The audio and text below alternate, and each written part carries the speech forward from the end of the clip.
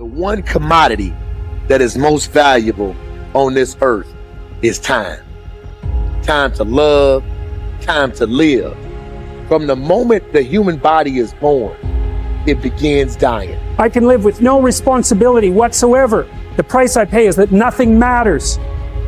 Or I can reverse it and everything matters. But I have to take the responsibility that's associated with that. And so if your life isn't everything it could be, you could ask yourself, well, what would happen if you just stopped wasting the opportunities that are in front of you? What is death and what is life? What is this thing we call life? What makes life so unique and so beautiful? It is beautiful because whatever you have that you may be facing, what you may be dealing with, life is still good. You are living and achieving your dreams. Find time to better yourself, read, explore, research, live life, do things you've never thought of doing before. That's what it's all about. It might not be fun, it might not be easy, but it is profitable. It does give you results. Think about all of the great people that we admire in our society and the things that they must have had to go through in order to make it look effortless. And one day you're gonna be great, but you think you got time. You think you got time. AET 3 years from now, 5 years from now. I'm telling you, you deserve to be great now. And not only do you deserve to be great, there's some people in your life. You must be yourself if you want to experience your true purpose in life. If you're different, be different. Be different and do it with pride. If someone doesn't like it, if many people don't like it, who cares?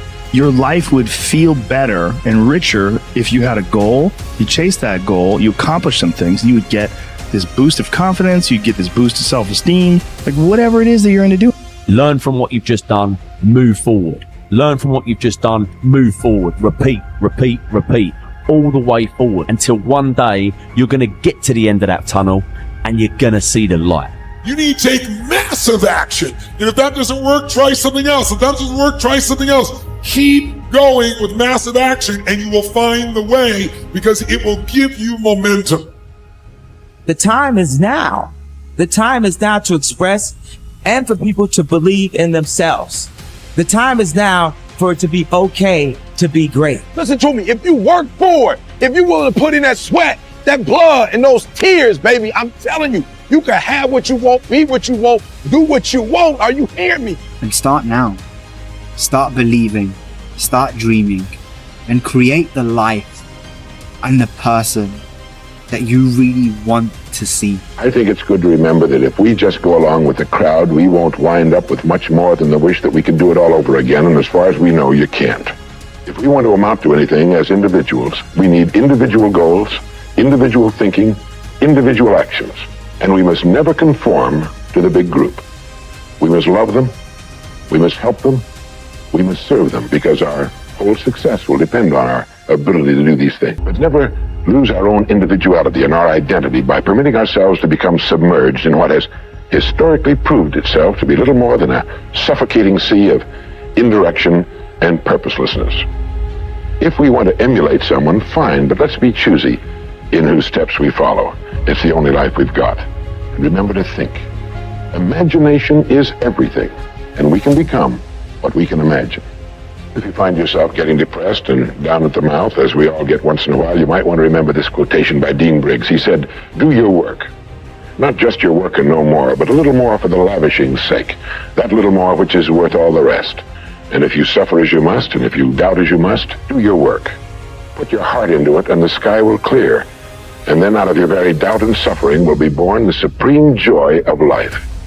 Believe it or not, in an age when we've come to nearly deify leisure time, we've almost lost sight of the fact that virtually all our satisfactions, rewards will come not from our leisure, but from our work. And don't forget the strangest secret. We become what we think about.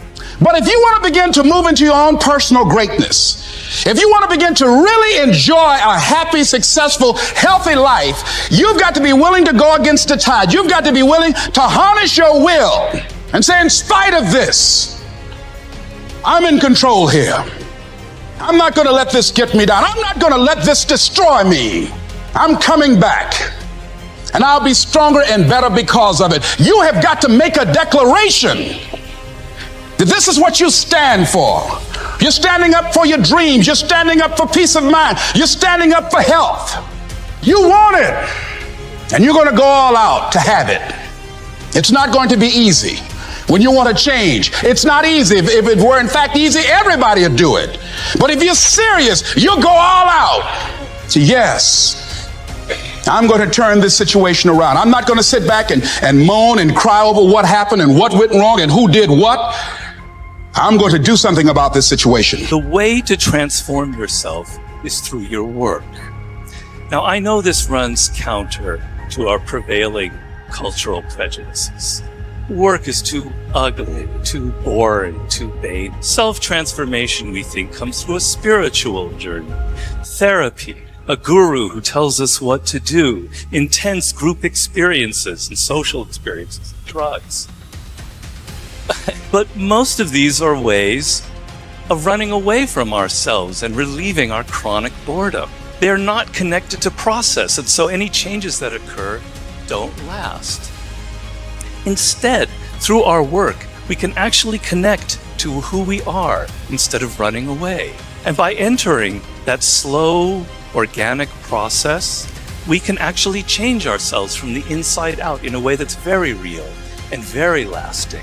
This process involves a journey of self-discovery that can be seen as quite spiritual, if you like. And in the end of this process, we contribute something unique and meaningful to our culture through our work, which is hardly ugly, boring, or vain.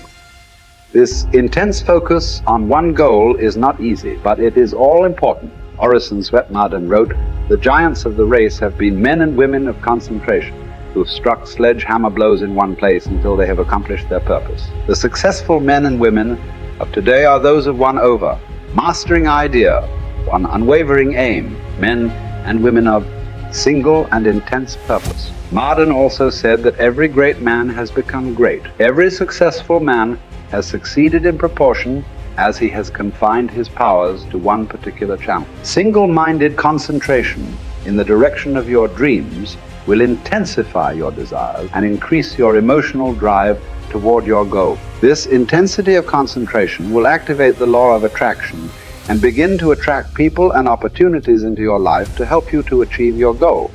The more you think about your goal, the more it will come to dominate and direct your life. The more you think about it, the more rapidly you will move toward it, and it will move toward you. Great men and women are those who absolutely believe that they are put on this earth to do something wonderful with their lives. They have a vision of something greater or better than their current circumstances. Personal greatness means having a sense of destiny and a conviction that your thoughts and your imagination are the only real limits to your possibilities. William James said, compared to what we ought to be, we are only half awake. We are making use of only a small part of our physical and mental resources. Stating the thing broadly, the human individual thus lives far within his limits. He possesses powers of various sorts, which he habitually fails to use. The founder of Success magazine, Orison Swett Marden, once said, "There are powers inside of you, which, if you could discover and use, would make of you everything you ever dreamed or imagined you could become." In a 5-year study of leaders reported on in his book, Leaders, Warren Bennis discovered that each of them consciously avoided the comfort zone by continuously setting higher goals. They never allowed themselves to become complacent. They lived their lives fully extended, always striving to be and do more. To develop unshakable self-confidence, you need to see yourself and think of yourself as a leader, and to do what leaders do. You need to stretch yourself toward the outermost boundaries of your potential. You need to set goals that draw out of you the very best that is in you. You need to work toward objectives that cause you to feel a sense of mastery and peak performance.